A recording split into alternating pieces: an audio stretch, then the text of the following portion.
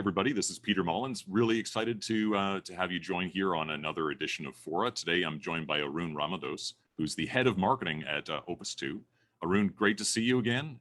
Welcome to Fora. Really happy to have you here. Hey, Peter. Thanks for that, and lovely to see you again. It's been a long time. It has been. It has been. So maybe you could help catch me up and catch the listeners up on kind of where your career has taken you and how you got to Opus 2 in the first place. Sure. I think you're referring back to when we used to work for Micro Focus. That was quite a few many years ago. I think I was a wide-eyed geek who had stumbled into marketing after having graduated as a software developer, nonetheless. And knowingly or unknowingly, you're one of the few people at Micro Focus who did offer a lot of guidance and support, and especially, I think I learned a lot from you in terms of product marketing, which is kind of what you're doing at that time.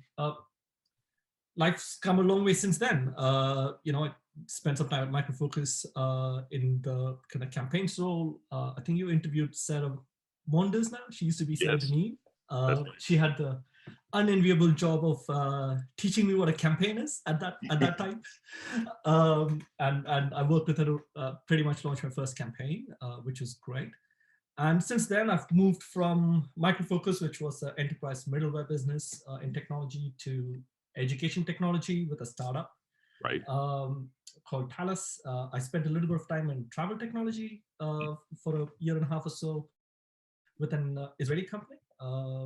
Great, incredibly smart guys over there. And then about a couple of years ago, I decided to join legal tech, which is where Opus 2 plays a role. Right.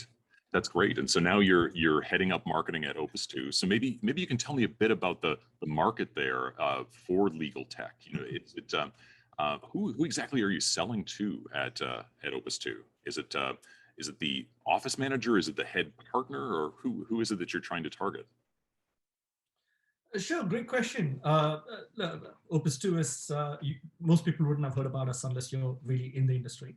That's the nature of some of these industries, which are pretty self-contained. So Opus 2 specialized in legal tech for nearly a decade now, and until now, we're primarily focused in what you call the dispute space. So this is after you have a problem and you're trying to resolve it, and you normally go to a lawyer and try and hash it out in either the courts or there are other alternate resolution methods.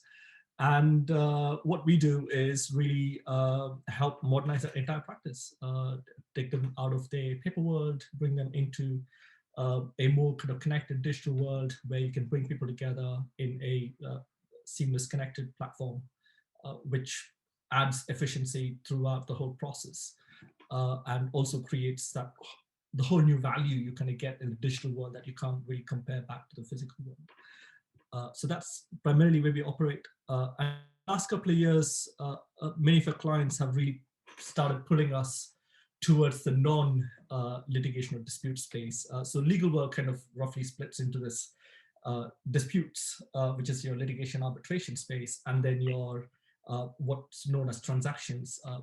Over in the States, they talk about it as the practice of law and the business of law. Okay. And again, that's a whole new space, and our clients have seen what we do here, and they're saying, hey, can we apply some of your stuff to that? And that's almost the best way to expand and grow the business, when your clients pull you in the direction that they think you can add more value. That's right. And so in terms of like your priority, one of the main ones that you were identifying was around increasing the share of market. So clearly, managing legal practices has been around. Obviously, it's legal practices themselves have been around, so it's not like that's entirely new. So how do you think about that idea of being able to increase your total share of market in a very established space? Excuse me.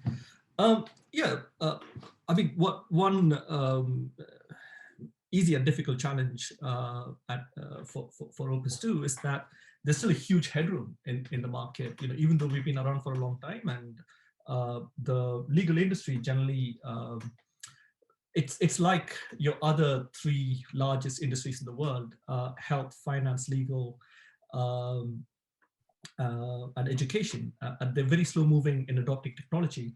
Right. And the reason for that, I think, is because all of these industries are places you can really screw up someone's life or inskill people. Right. So as a consequence, you can kind of understand why they're a little bit more reluctant about just pushing things through, and they take the time to adopt and change, especially when it comes to technology, Yeah. and they rely on more tried and tested methods. Uh, but that's also meant, it creates a huge opportunity for us as we are pushing change through the space and helping them evolve. And there's a lot of appetite to do that, but they just want to be sure about the steps they take. So at Opus 2, I talk a lot about, we don't do a lot of outbound marketing. We don't do a lot of inbound marketing. It's a lot of reputation bound marketing, because once you're out there and people use you and they really see the value and the benefit, then the word gets around, Right. and then you stay top of mind. And that's majority of where we get our inquiries and our clients from. And there's still huge opportunity for us to continue growing into that headroom that still exists in the market. That's really interesting. When you're thinking about how someone evaluates the legal tech, they're doing that by consulting with their peers, and I guess talking with others in the industry in order to see what works. So is that a factor of like, how do you incentivize that, or is that just more you facilitate those conversations? Do you try to pour fuel on having more people share their experiences with Opus 2, or is it more just a matter of giving them the tools to have those conversations? It's absolutely both, because when people see that something can ultimately improve the practice as a whole, then that tends to then get traction. It's a lot of similarities in many ways to the kind of education world and legal tech, kind of both kind of spheres where I've seen this work. But generally, in the disputes world, where lawyers are where parties are coming together to resolve disputes, and you usually have other stakeholders like the judge or the tribunal members, and when they see the value of these technology solutions bring to facilitating faster and more efficient proceedings, then they tend to act as your influencers as well. And usually judges and arbitrators have huge influence sometimes on telling parties that, look, you need to kind of consider adopting these technologies, especially when it comes to sophisticated matters or highly complex matters that are being handled. Right. Then often a recommendation is made, and sometimes law firms then go and review and try and respond favorably. Got it. Now, do you have a sort of more of like a wedge that you can do so that you can get in for perhaps? I imagine if one firm is using your technology for dispute resolution, there naturally is going to be a second party that is going to be involved in resolving the dispute. So is that also a strategy too that you use in order to get into that second firm that maybe doesn't have exposure to Opus 2? Absolutely. That is both a strategy, but also kind of an inherent benefit in just how this world operates, because you have multiple parties in the matter. If one party is already an advocate of our technology, they'll often recommend to the other parties that we should do this. And then if we then deliver a great experience, then both the judge and the other parties in that matter, then creates that kind of viral effect. And ultimately, more broadly, as you think about it, the more people that then use these types of solutions and technologies, it then creates network effects, because as more people use these kind of solutions, they then benefit from just having more people in the community just being able to seamlessly work in this more digitized manner, which is more efficient, better for their clients. Right. So now, as you said, because you're operating in a world where you don't want to mess up people's lives, what part of the experience really matters most? Like, are you thinking about the stability and security? Are you thinking about those kind of rock solid fundamentals first in terms of customer experience, or more the functionality and more advanced features? How do you think about delivering that great experience when it is something that's so very serious to people involved? It's both. One of the things at Opus too is we're not we come from a service background. So Yeah, back when Opus 2 was founded, we started from more delivering services, and over time we have evolved more into a technology company. Technology was always part of our DNA, but in right. the past few years we've kind of almost flipped to be where we used to be a service differentiated by technology. We are shifting more towards being a technology business being differentiated by service. Yeah, And that's fundamental in the legal world, because unless you're really embedded and deliver the services, it's hard to understand the challenges the lawyers actually face. right. And ultimately, the lawyer, incredibly smart, incredibly intelligent people, but also incredibly focused on trying to deliver their clients the best possible outcomes. And they do not like anything that distracts them from that. Right. Which is also why they tend to rely on tried and trusted tools, and they're slow in making changes. So when it comes to that kind of environment, and you're at the sharp end where you're at a hearing or a trial where they're trying to resolve matters, then the last thing they want is disruptions. So ensuring that all the way from it starts from the preparation, starts all the way from the start, Yeah, where you're starting to engage them, making sure you're putting processes and protocols in place, bringing all of our experience to bear, making them feel supported, and we literally wrap our arms around them. That's why our services part of our offering is so important. It's not just the technology, but equally the technology is robust and scalable, and it's reliable. So there are no outages, there are no issues. And similarly, part of the service we offer in that kind of environment is transcription. Transcription is an age-old thing where it's a written record of what is being said during a trial or a hearing.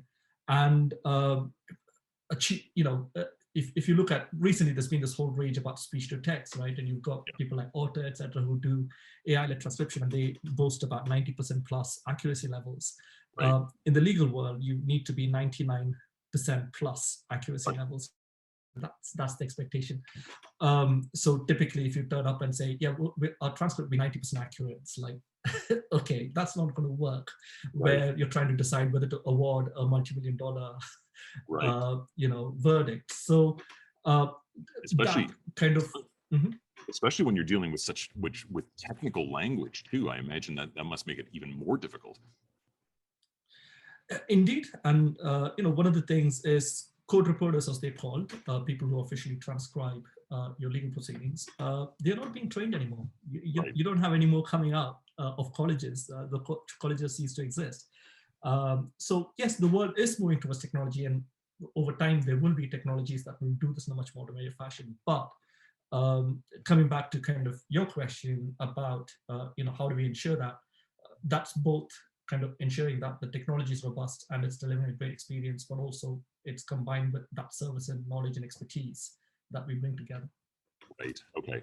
So now, when you're thinking, when you were sitting down and at the end of last year and thinking about how you prioritize your investments and where your team is working, what was your thought process? Like, how do you think about selecting where you want to invest? Is there a process where you start with your customer, or is it perhaps a more you start with activities that you're already running? Can you just tell me a bit about your planning process?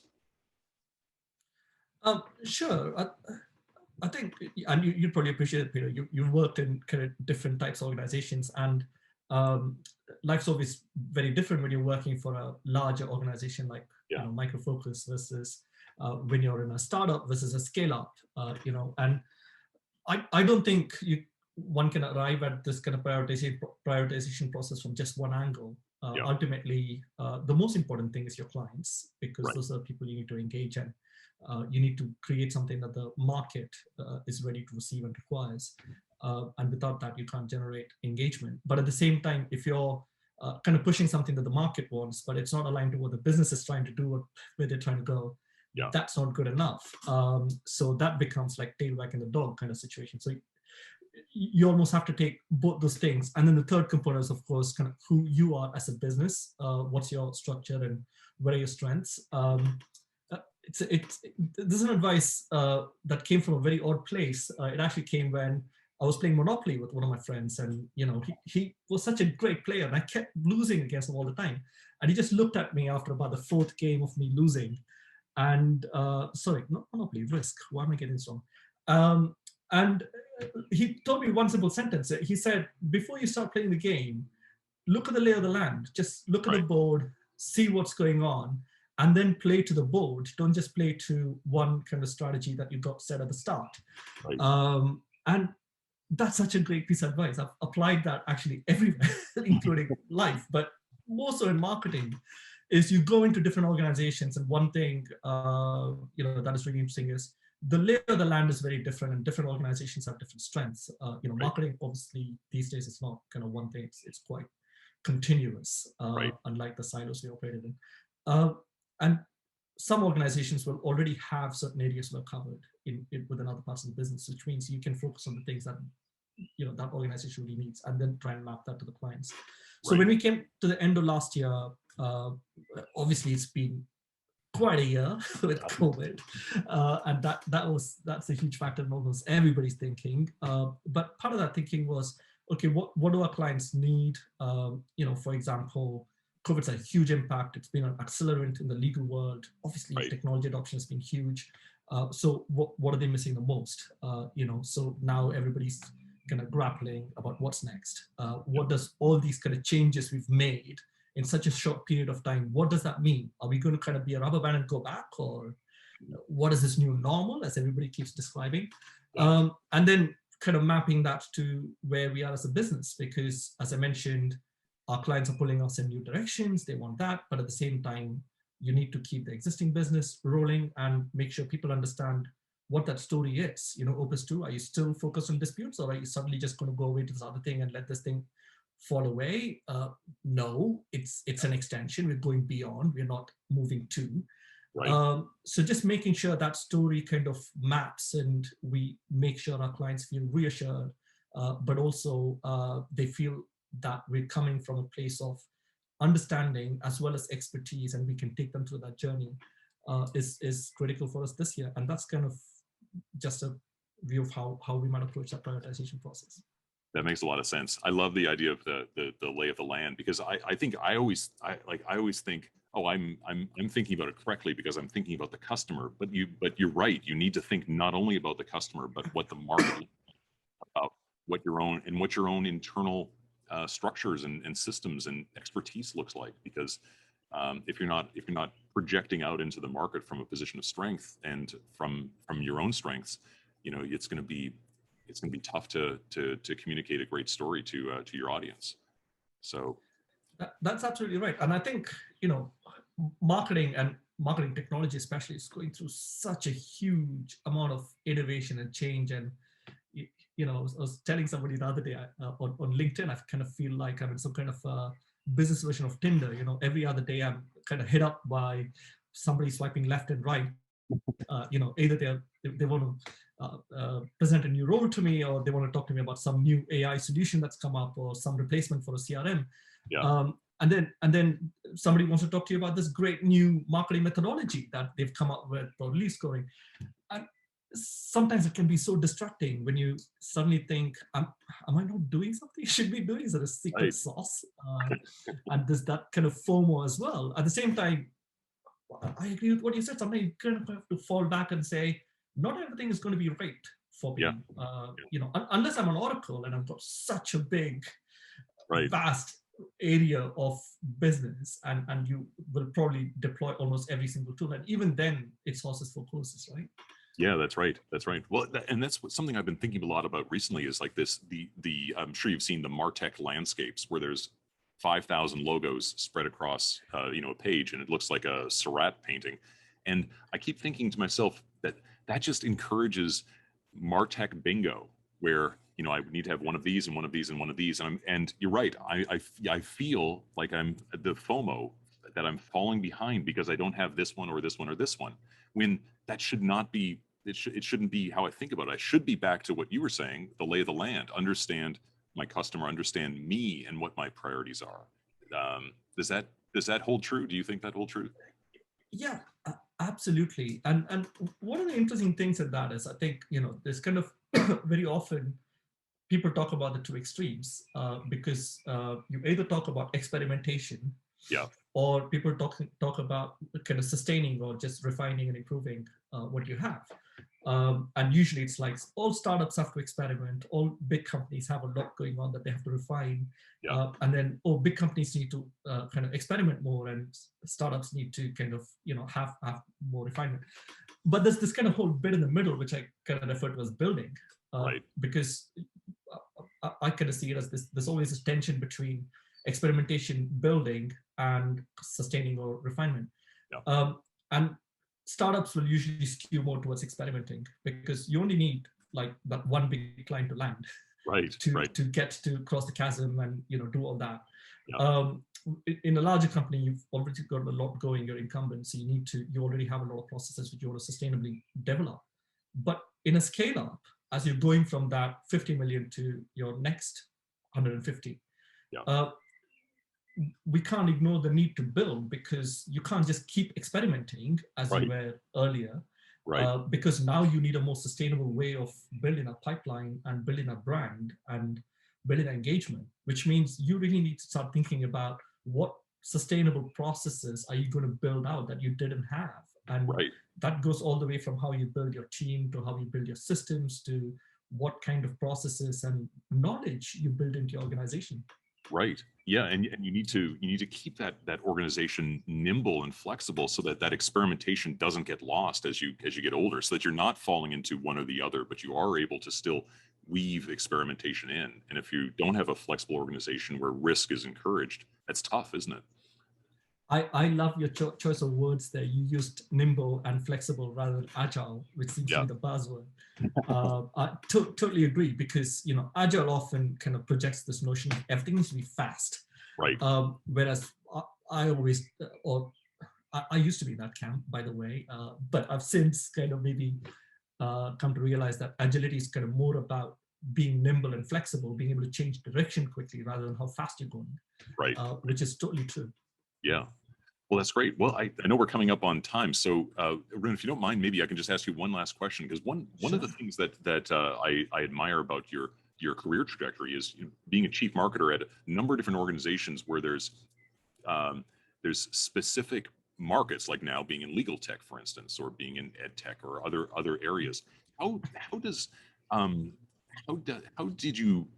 were you able to get up to speed quickly, so that you did understand the market, and so you were able to be productive in a new space? You weren't going from legal to legal to legal. You were crossing different types of markets. So any advice to someone that's looking to change roles and into a new market?